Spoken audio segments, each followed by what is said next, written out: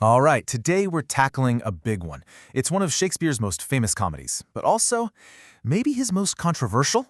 We're talking about The Taming of the Shrew. Now, on the surface, this play seems pretty simple, but stick with me, because Shakespeare hid a brilliant twist in plain sight that changes absolutely everything.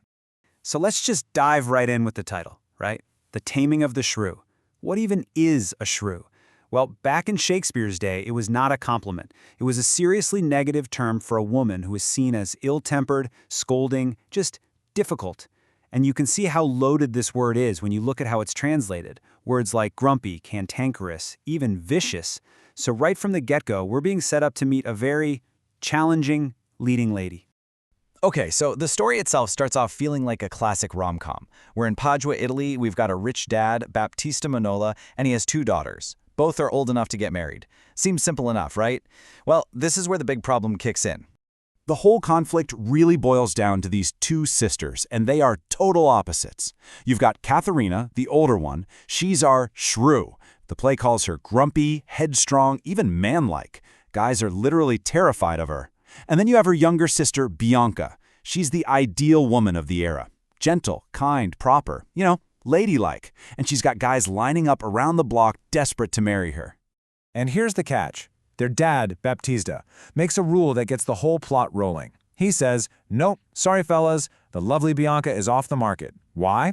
Because nobody can marry her until anyone, is brave enough or maybe crazy enough to marry her older sister, the infamous Katharina. So for all of Bianca's hopeful suitors, this is a massive roadblock. What are they going to do? Well, enter Petruchio. He rolls into town, hears all about this unmarriageable Katharina, and you know what? He's not scared off. He's actually interested.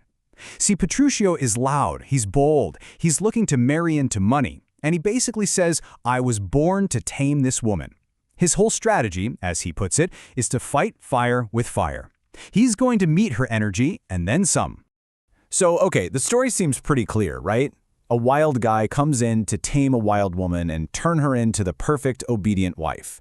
And honestly, for hundreds of years, that's how a lot of people read this play. It's a big reason why it's so controversial today. But is that really what's going on? This is where things get really cool, because Shakespeare pulled a fast one on his audience. He added a structural layer to this play that turns the whole thing on its head. Get this, the entire story we've just been talking about, Katharina, Petruchio, Bianca, all of it, it's not actually the real story. It's a play within a play. It's a performance being staged for someone else entirely. And knowing that, well, it's a total game changer for how we're supposed to look at this whole taming thing. So if it's a play, who's the audience? Well, before we even meet Katharina, the real play opens with a rich lord finding this guy, Christopher Sly, totally passed out drunk outside a pub. And the Lord decides to play this massive, elaborate prank on him.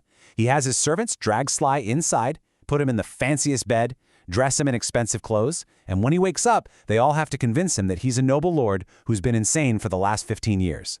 And this is where the theme of performance just gets hammered home. The Lord even gets his young male servant to dress up as a woman and pretend to be Sly's wife. And what are his instructions? He's told to act soft and gentle and to be super obedient and loving. A soft, gentle, dutiful wife. Sound familiar? It's the exact same ideal that Katharina is supposedly being tamed into becoming. And this is the most important part. Because of this whole setup, the story of Katharina getting tamed isn't being presented to us as reality. It's being presented as a fantasy, a tale, a show put on for a drunk guy as a joke. Shakespeare is basically screaming at us, hey, don't take any of this literally. So once you realize that, it just blows the whole interpretation of the play wide open. And it forces us to ask a much bigger question. If this whole Taming the Shrew story is just a fantasy, then whose fantasy is it? And why are they imagining it? What one major interpretation is that it's a fantasy born out of male insecurity. Think about it. Petruchio's methods are completely over the top, right? He starves her, he won't let her sleep. It's less of a how-to guide and more of a ridiculous, almost comical exaggeration of a man's desire for control. The idea is that this need for control comes from a really deep-seated insecurity, psychological, social, you name it. It suggests that maybe some men are just more comfortable with the fantasy of a perfectly obedient woman than they are with an actual, real, independent one. When you look at it this way, the whole play just shifts. It's not just some silly slapstick comedy anymore. it becomes something way more complex, something kind of bittersweet.